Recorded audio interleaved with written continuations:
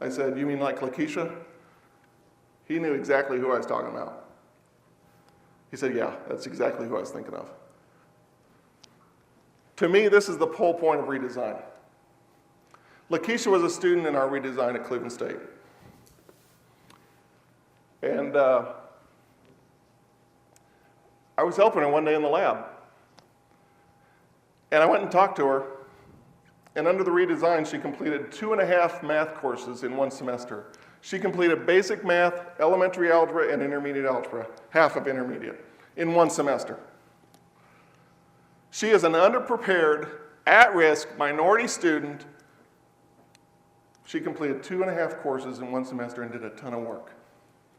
And I talked to her, I said, you know, Lakeisha, you ought to be really proud of yourself for all the work you've done. This is amazing. She responded to me, Mr. Squires, I failed basic math 4 times.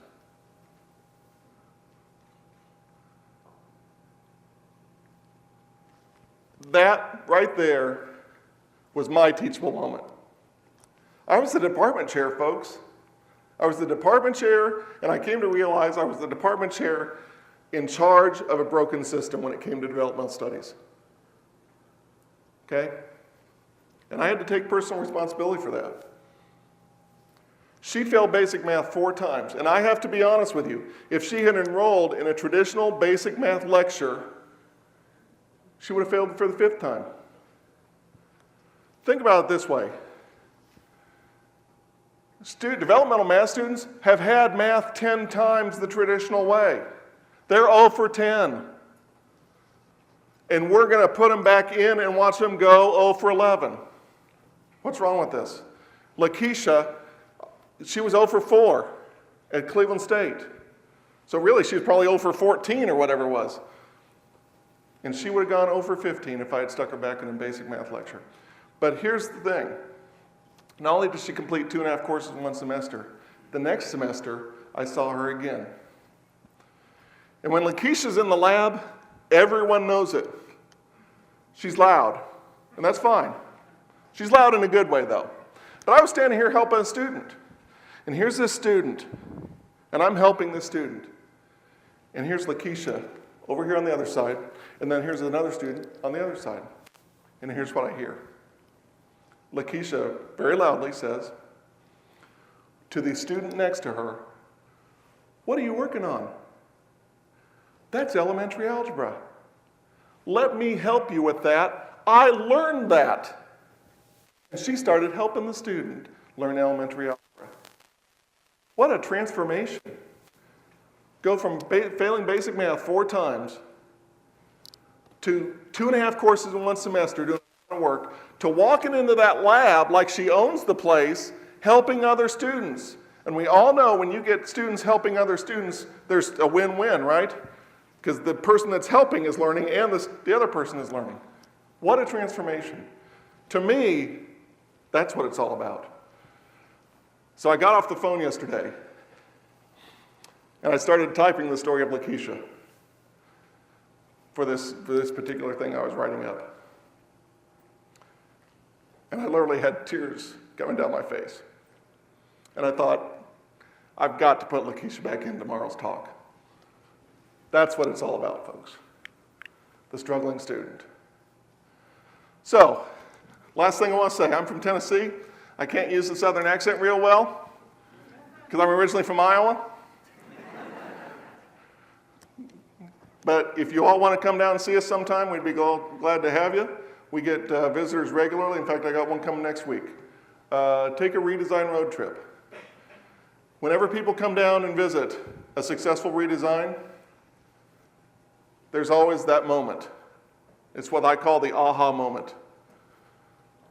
You spend about 5 minutes in a math lab of a successful redesign, and I don't care whether it's us or Alabama or Cleveland State or Idaho or who it is.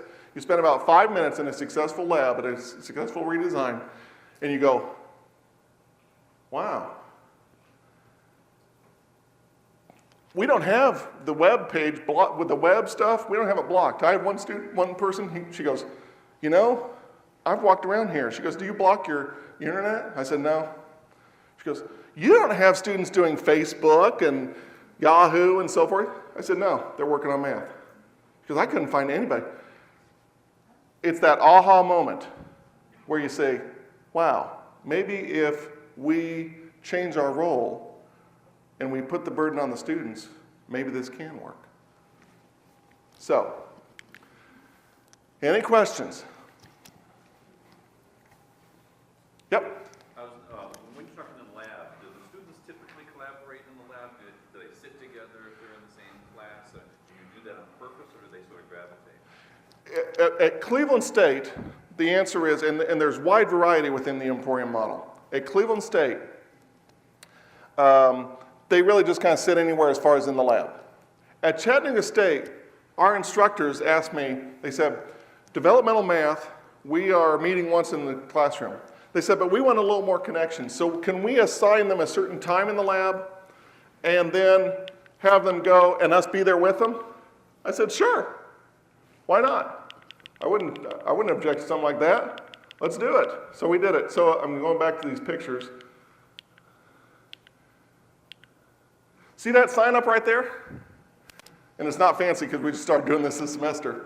I think we're going to get a little road sign or something, but that says, her name's Damaris, it says her last name and the time and so forth. And actually I've got a picture of one of my assistant chairs on my assistant chair on the cell phone, standing up with a sign, Nichols, Monday, Wednesday, 10 o'clock, come over here, So yes, we do some of that. We assign the developmental students specific lab times and track them into the lab to give that more of that connection.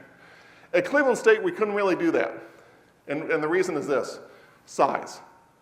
Why didn't I do many lectures at Cleveland State? I wanted to, size. Why didn't we track them into the lab at Cleveland State? Size. How you do redesign an Emporium model and all that stuff and all the details really varies from institution to institution because of size. The larger the institution, the more flexibility you have and stuff like that. So yes, we do. We track them in there. Yeah.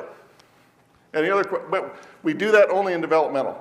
We can't really do it in college level, or else the place would be overloaded. And we're already running at full capacity. Every day at Chattanooga State, there comes a time when there's like one chair available. Well, that's a good problem to have. I just follow up to that. Yep. Are the labs scheduled particularly, or are they open labs typically? Say that again? Are the labs scheduled, the use of the lab schedule, or is it open more? It's completely open. There are sections that are scheduled, okay? So here's the number one thing. The number one cardinal sin of a lab, if you don't want your lab to be successful, it's easy. Turn students away.